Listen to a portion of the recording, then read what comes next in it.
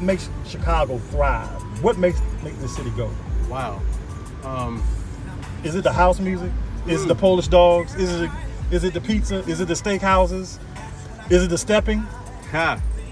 Is it the clothes? What is it? Yes, yes, yes, yes, yes. So at the center of that is the people. The people of Chicago make Chicago. And just like, not to sound corny, but just like America is very diverse, I think Chicago's the example of that. You can look back at the history, good or bad. You know, the great migration that happened way back to get all our folk from the South up here to do the jobs that others didn't do or that others were not available to do.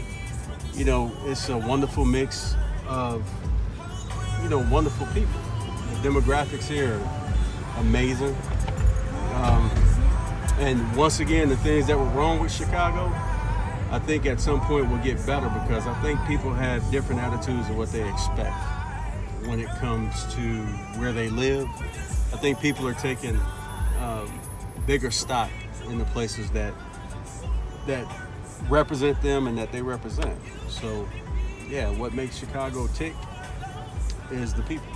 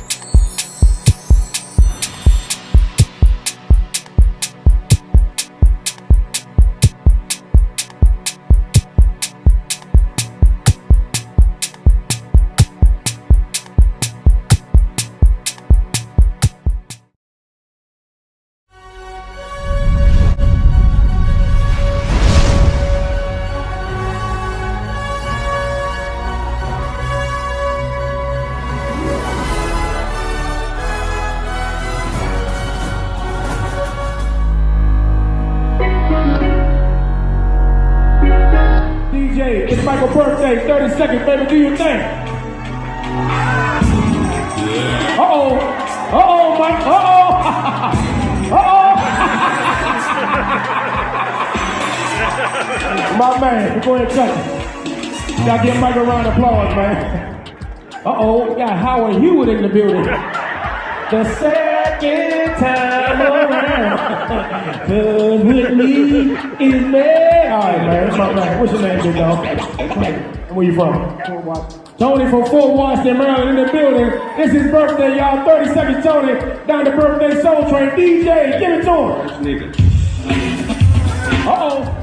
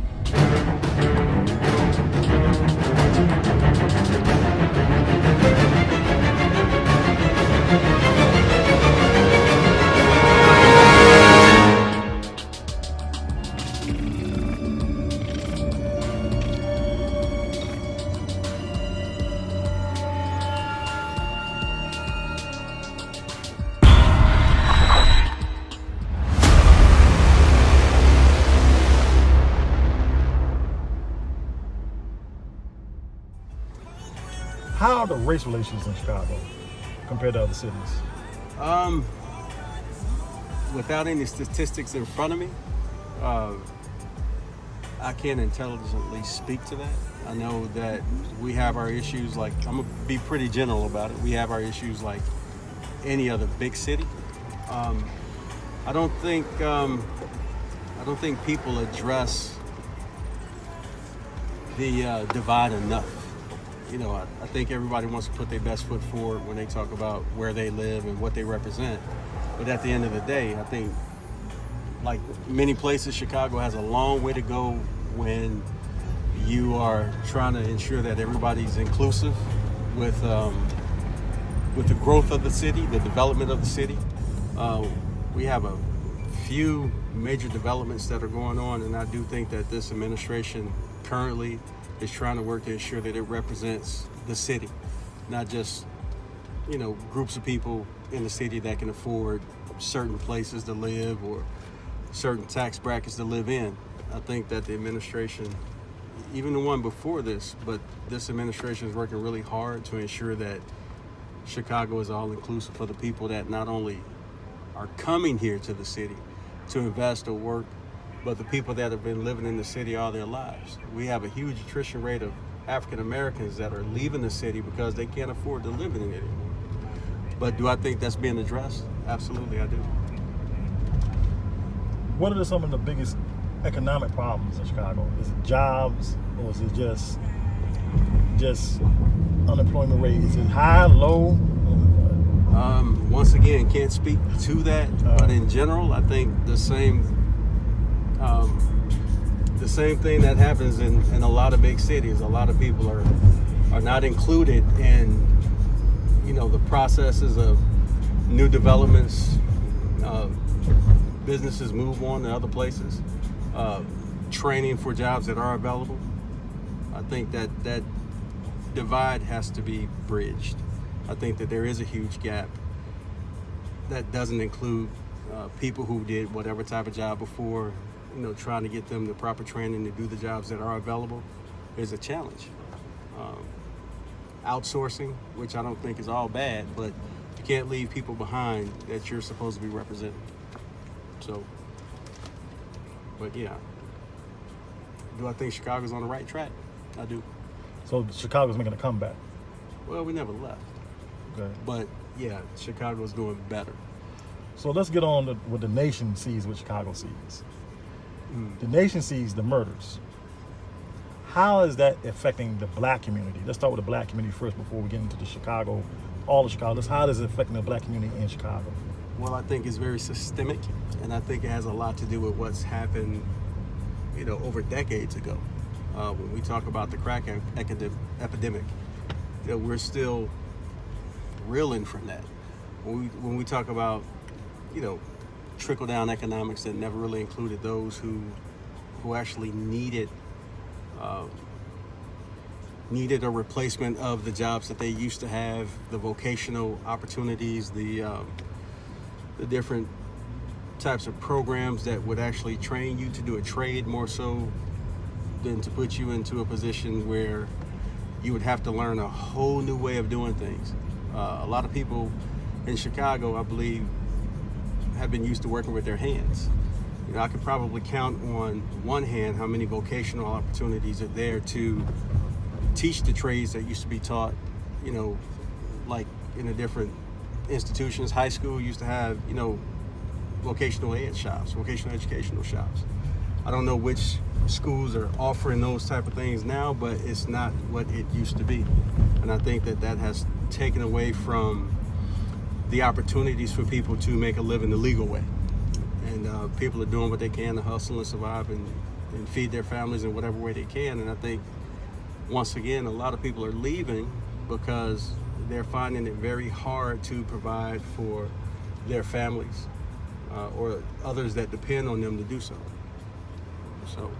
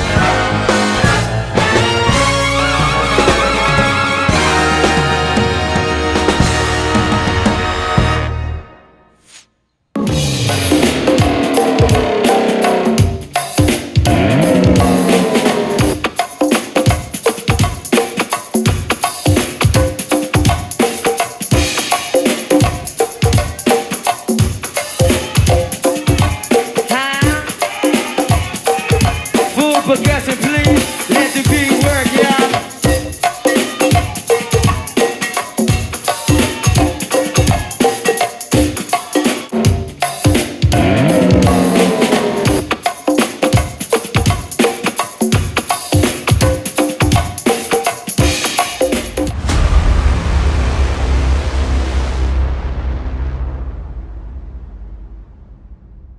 So right now we're at Express Grill. I know people have heard of Maxwell Polishes, the original Maxwell. This place is called Express Grill, which is closer to the old Maxwell Street.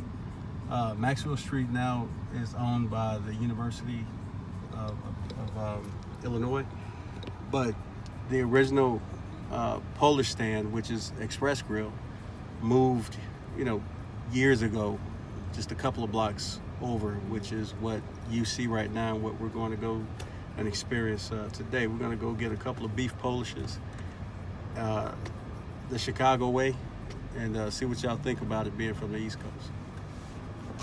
So, nice. Guadalupe. Guadalupe is making beef style original Maxwell Street Polish.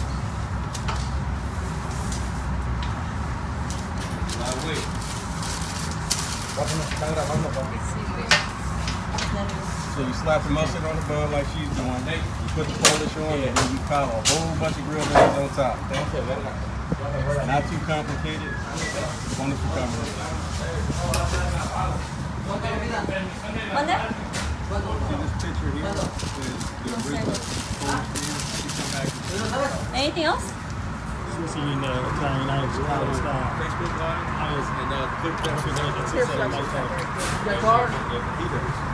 That's me, but I'm out for it, man. It's actually good. It's made with real watermelon. I'm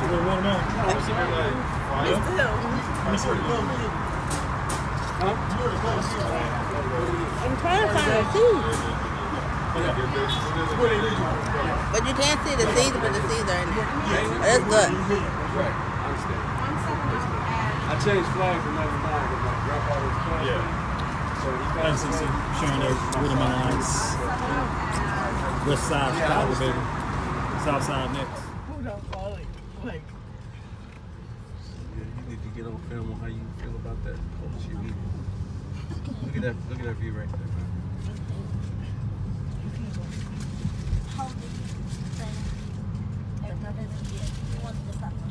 Just put them in the bag.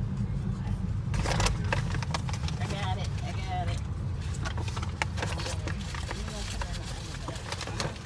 It's all located in one area. So like my VA stuff, I do right over here.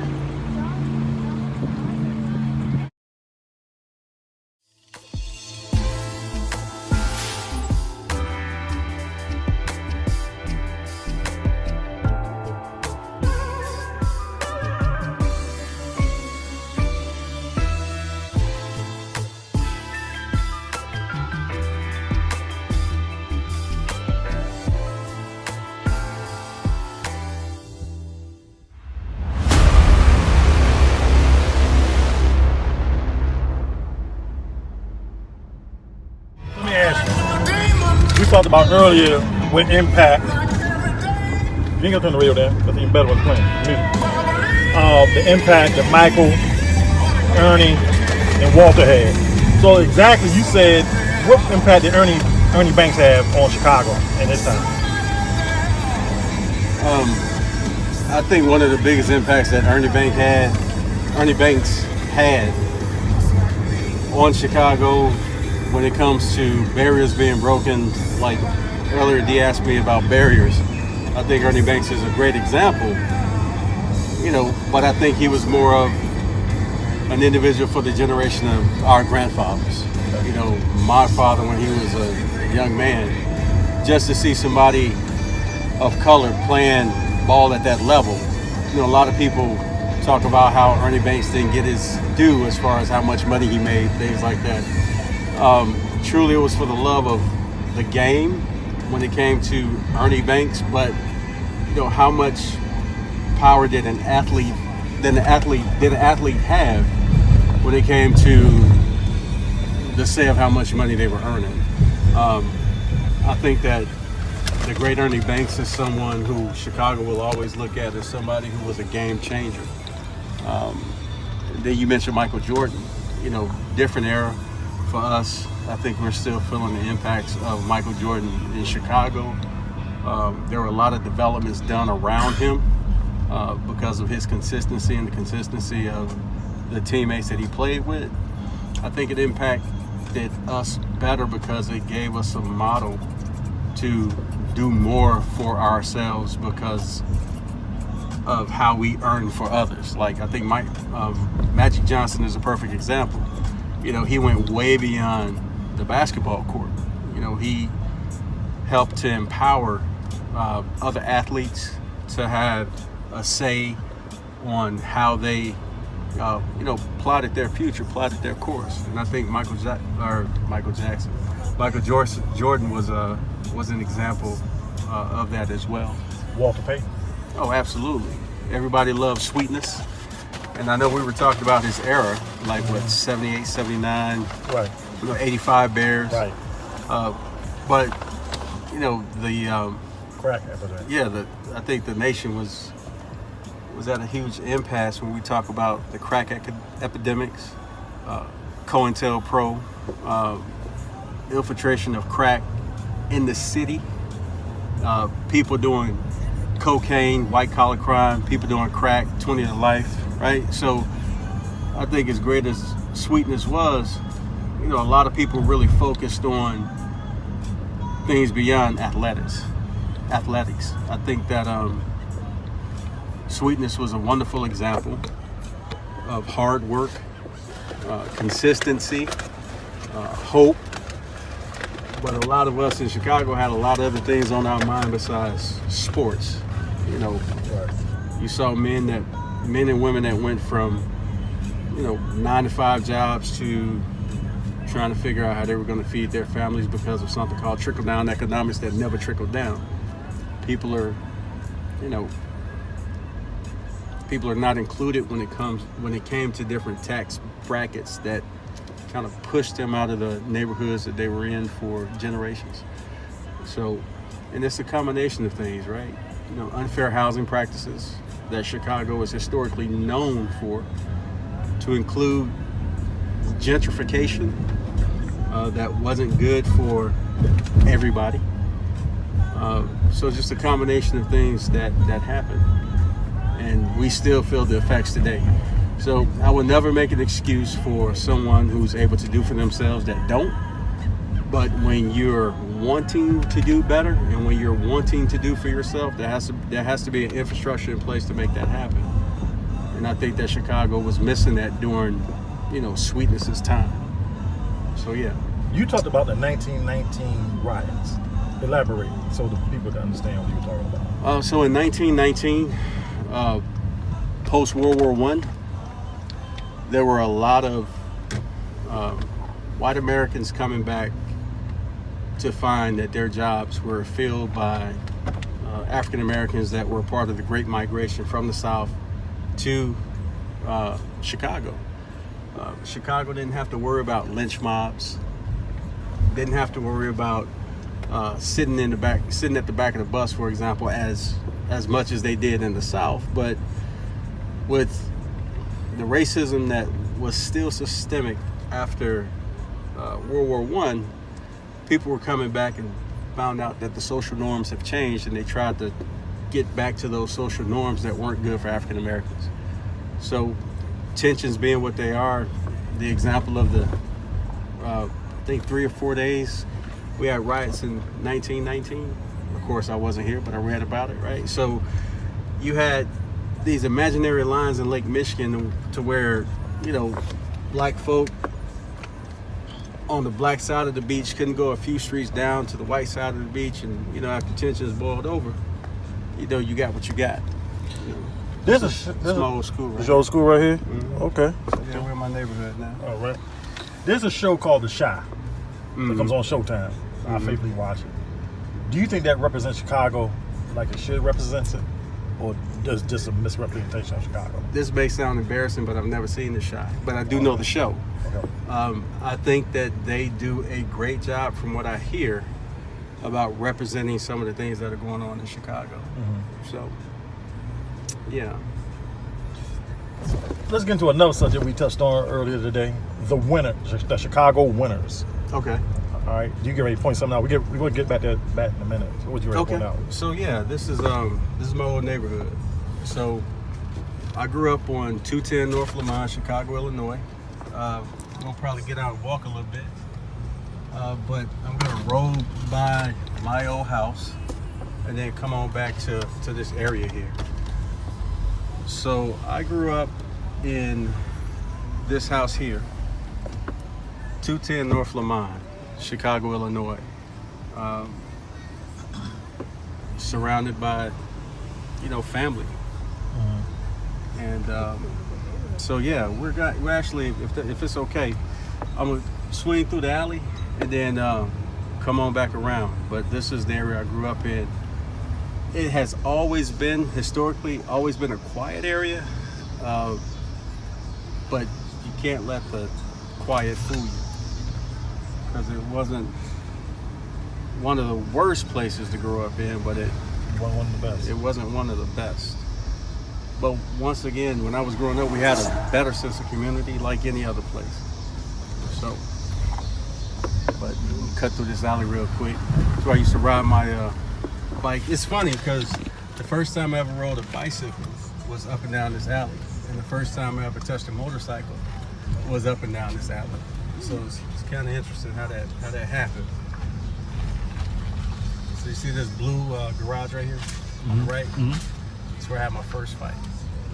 Right here. In this blue boarded up garage. It's funny because this is actually our old garage here. Nobody lives in the house now? No, I'm not sure. Not anybody from my family. My uncle sold the house that he inherited from my grandfather. And I see that this was a house, but they tore it down. A cat named Squeaky used to live there. You see that boarded up place right there? That's a school. No, that was this apartment space. That was the first time that I've ever witnessed police brutality right there. I was walking down the street, and there's police doing what police do. I guess there was some type of altercation or what have you. And first time I saw a person get shot by the police. So, but yeah, we're gonna pull over here and just take a walk down the street a little bit. So, it's I gotta funny. rinse my feet. Yeah. If I take you a street or two over, Mm-hmm. this is what Don Juan used to pimp. Like right here. Okay. Wow. You know who Don Juan is? Magic Don Juan? It's my old school here. You know who Don Juan is? So let's talk about the weather, the Chicago weather. We talked about it earlier today. Uh-huh. What is it like here in the winter? Cold. We know it's cold. Yeah, like, You said you had 68 below yeah, I think This between past winter? 64 and 68 below with wind chill. So, just past winter. yeah. How do you function. How do you function? Yeah, it's a lot of motivation. So it's a different type of cold. I mean, I'm sure people in Minnesota and the Dakotas deal with the same, but I don't know, Chicago's just different with the cold. It's cold and windy and it just hurts. it hurts, but that's Chicago. It gives you something to look forward to. Do you have to do any special preparations for that kind of weather? Yeah, layer Okay. the right way. Anything to your vehicles, your houses? Yeah. You know, make sure your gas tank is filled, because sometimes the gas stations will close down because the pumps would freeze. Okay. And so yeah, you just got to make sure that your gas tank is full, and you know that you're prepared to warm up your doors if they freeze shut, which they do. Electric starters for your vehicles are a must in Chicago. So, but yeah, it gets cold, man. But that's a part of it. Like I said, when spring and summertime come around, you're really looking forward to it. So how do you deal with it in the house when it's that cold? Okay, so you set your heater to something that you hope will hold. So for example, if you set your heater to about 72 degrees, when it's so cold outside, sometimes, you know, the heater can't keep up. So although you set it to about 70 something, it still may be like 50 degrees in your house. So if you got like a fireplace or something that you can turn on, you know, in conjunction with that heater, that'd probably be a good thing to do once you get home. But it gets cold, man. Yeah, like uncomfortably cold. You know, just don't stay outdoors as long, and try to make sure you know that you got to get to point A and point B. Time how long you got to get there, because if you're out in cold like that between 10 to 15 minutes, it can really seriously affect you. I don't care what you have on. It's just cold. Chicago's homeless. Is there a homeless problem here? I don't see that many compared to other cities since we've been here today. Yeah. Compared like to DC, Philadelphia, New York, Atlanta. You see an abundance of them. But here, I have not seen an abundance of homeless people. Yeah, they're here. Yeah. There are a lot of homeless people in Chicago. Don't know the particular counts, but for example, on a day like this past winter, when it was so cold, consistently cold, organizations like the Chicago Transit Authority, CTA, run the bus and trains. They'll do something like set up buses that operate and drive around just to warm the people up, or they'll have buses staged in areas where they can double as places for them to sleep, just so they won't freeze to death. And of course, you get a lot of that. You get a lot of people freezing to death because it's just too cold. Some people freeze to death in their houses because they can't afford to, they can't afford the heating bill. And we had a couple of cases of that in Chicago as well, where they find people, in their houses frozen to death, which is, they talk about, neighbors checking on neighbors. In the wintertime in Chicago, it has a different meaning, to check on your neighbor in the wintertime, especially if you know that someone's going without. So, yeah. The other thing, we're going to change the subject now. Chicago is known for stepping, not line dancing, right? Yeah. What's the significance about the stepping scene in Chicago? What's the big thing around here? It's the fabric, man. The fabric? Oh, yeah. Because you get dressed up and... It's the fabric. It's a dance that has a style to it that I've never seen anywhere else. So, stepping. You got different variations of stepping, right? I'm from the West Side, so we always say West Side's the best side. Then you got the South Side brothers and sisters that, beg to differ. But yeah, stepping is a fabric. It's a part of the fabric of Chicago. Yeah. Now, the be all, what made Chicago really known for this is house music. Absolutely. Yeah, house music is serious, man. We got some serious house heads in Chicago. I'm a house head. Frankie Knuckles, the king, really put house music on the map after disco died. Farley Jack Master Funk. Yes, he did too. Come on, yeah. Okay, and there's a lot of them. We've had Alternate on the Clear Productions TV network too. Okay. And we've done a show with her. And we also got a house music show coming out this fall. Nice. Open house Saturdays. It's gonna be airing from noon to 3 on Saturdays, then it repeats itself again from 9 to midnight. Okay, that's what's up. So everybody can check that out. So let me know about that, because And we're looking for guest DJs all the time to send us tapes and CDs in so we can play it.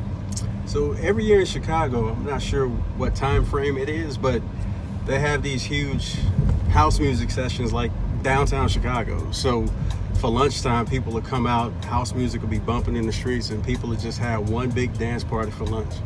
That's how big of a thing house music is and shall always be a part of the fabric of Chicago. So yeah.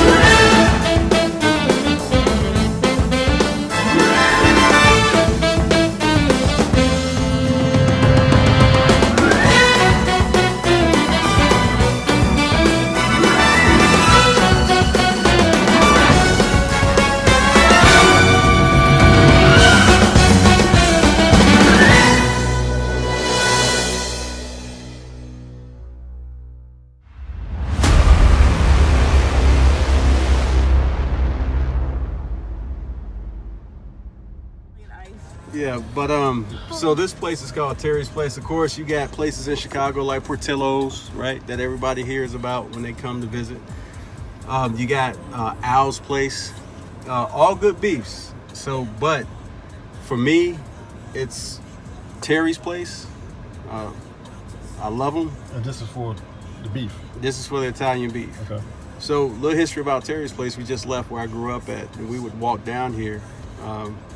When me and my brother was little, my father would walk us over here for the beefs, and we have to pass at least 2 other places to eat. But Terry's Place, to me, had the best beefs, and also, we weren't doing too well when we were growing up financially, and I could always remember how Terry would put something extra in the bag for us, because he knew the condition of the neighborhood. And he's never sold. The place is pretty much grown up around the place. He's 80-something years old, still working every Tuesday, once a week, every Tuesday from 12 to 2. And he's still not trying to sell the place because it's been such a significant place in this neighborhood. So, so we're going to Terry's Place.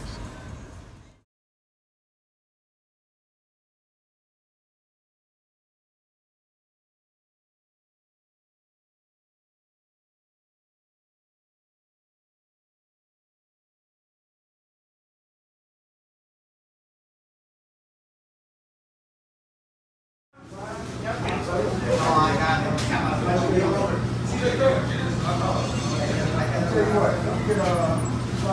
filming or just taking pictures? Okay. So we're at Terry's place, west side of Chicago, off of Madison. Terry's has been in business since 1972, and no knock on Portillo's or Vic or Al's, all that other stuff. So wonderful beefs, but for me, the best beef in Chicago is right here on Terry's. Right here at Terry's. So look, let me say, it's two ways to eat it. So no fork and knife? If No. you eat this beef with a fork and knife, I'm not gonna be mad at you, but we're gonna do it that way. Okay, so how do we do it? Two ways to do it. Okay. You can do like my mama You did. gotta go like this. You can, I ain't lying. Look, it's called a beef stands. Okay. yeah, two ways. You can pick at it, Okay. or you just go ahead and you take one hand, Uh-huh. you put up under it, you take the other hand, you pinch it, and Okay. then you squeeze it, and then you stuff it in your mouth. Okay. So no. Yep. So you gonna pick at it, or you gonna just take it all I'm in? gonna take it in. I'm gonna take it all in. So take your right hand, My right hand. put it under the beef. Okay. All right, there you go. All right. There you go.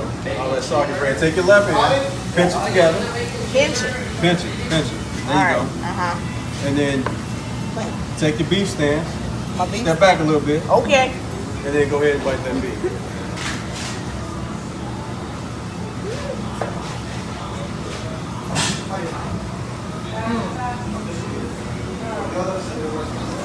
It's amazing. So now you've had Philly cheesesteaks and all that other stuff. Does that compare? Is it better, worse, what? I just for the cheese and Thursday. Totally different, right? It's totally different. Totally different, It's got that spice to it. right? Kind of gets you right here. Okay. That's But the it's Jardinere. really good. Yeah. It's so, really good. So yeah, these are the best Italian beefs in the city, Really good. hands down. It's not shredded, but it's just sliced really thin. And the dip that you put it in, what they call au jus, right? It's nice and flavorful. It's not bland, so it makes for a wonderful sandwich. So yeah, the Italian beef experience. All right, who's next? Here, get Juan right here. So this is Juan. Juan's been here for almost, what, 30 years? 26 years. 26 years? on the west side, making Italian beef from Terry's Place. So I've been seeing Juan since what? Since I was a kid, right? Yes, sir. When the counter was way down here. Yeah, way different. Wooden counter, the door was like over 20 there. some years ago, yeah. Yeah. So, but yeah, Juan and a couple other cats.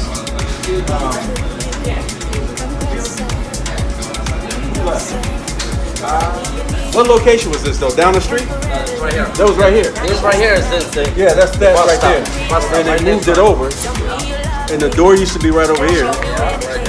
So that went straight upstairs, right? Yeah. So and then here, same building. So Terry's Place is still in the community. Terry's not selling, no. right? So family business is still in the family. Still doing great things in the community. Doing a lot of sponsorships and everything. So that's what you want a business to do, whether it's a restaurant or anything else. You want to make sure that the business is supporting the community. That's one thing that this network is all about. Just highlighting the good as well as the systemic things that are going on that have been changed or things that we need to change. So, welcome to Terry's Place. Come closer, come closer, come closer, come closer, come closer, come closer, come closer. And all the things that we do together, it's like magic, it's like a movie scene, feels like heaven. When you're holding me, it's like butterflies, feels like I'm falling, it's like chocolate. When you're holding me, when you're holding me, come closer, I need to feel you. Come closer, I need to see you. Come closer, I need to feel you. Come closer, come closer. Tell me you need me, not temporarily, not just a fantasy, but in reality. Tell me you love me, that you do anything just to keep